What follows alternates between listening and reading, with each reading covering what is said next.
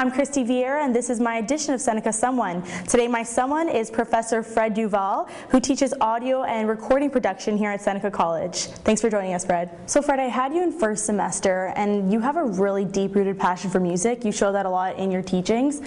Where did that passion come from? Ever since I was a kid, I was a music guy. No sports, nothing, just strictly music. And teaching at Seneca is an extension of that, recording and stuff. And what prompted you to start teaching? There was a big change in the industry where, as a musician or even as a studio owner, things really fizzled out quickly. The whole MP3, CD burner, record companies folding, all that stuff. So when work became a little scarce, head of radio here, Jim Carr, was my contact, and he had said to me, you should come and teach, and I was always no. And then it was like, you know what, I've got the time, I'll have a go. And now I'm clocking 15 years here, and just it goes by like that.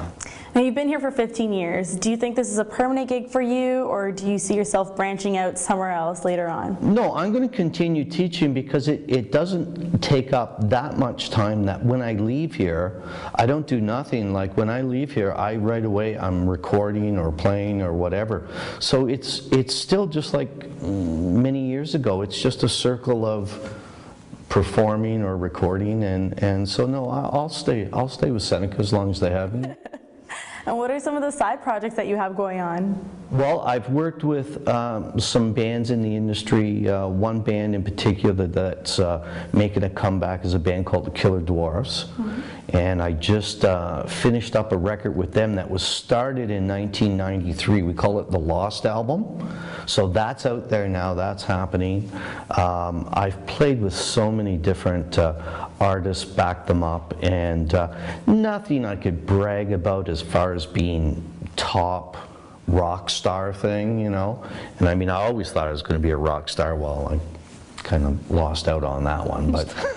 Now, as much as you don't like bragging, what do you think is your greatest accomplishment to date? It's always great also to see my students out there happening.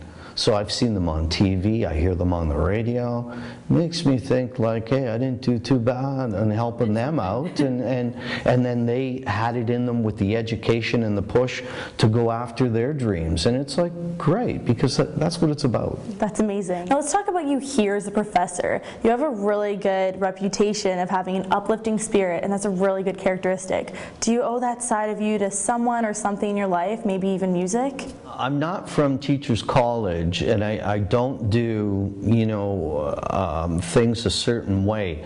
I'm going to say, believe it or not, I bring performing to teaching. Because I walk around, my hands are moving, I'm telling stories, I add some humor to make the students remember key things. And, it's good they find it amusing, but I happen to think it sticks with them then. So yeah, I have a different style, and if it didn't work, I'd know it. Yep. But it is working. It sure is. Now you call yourself Professor Red Shoes. Now despite the obvious, what's the story behind the red shoes? You know what? I'm going to say that my first semester teaching here 15 years ago, I had one student in the radio program, and she said, "Hey, Professor Red Shoes." And I thought, that's pretty funny. And it stuck, and then everybody was coming in the room going, I'm looking for the Pro Tools guy, and they're looking down at the floor looking for my shoes, and they go, I'm looking for you. So this Professor Red Shoes, I'm typecast, I have to keep wearing red shoes. And do you buy new ones every year, or have you been wearing the same shoes for 15 years? No, I have to, because they go through the winter and everything. No, it's like once a year I get the new pair, but that's it. I have no shoe collection, none whatsoever. No, just my Converse. Yeah, red shoes. Well, thank you very much for sitting with me today, Fred. I'm Kristy Vieira, and that's this edition of Seneca Someone. Thanks again, Fred, for joining us today. No problem. Thank you.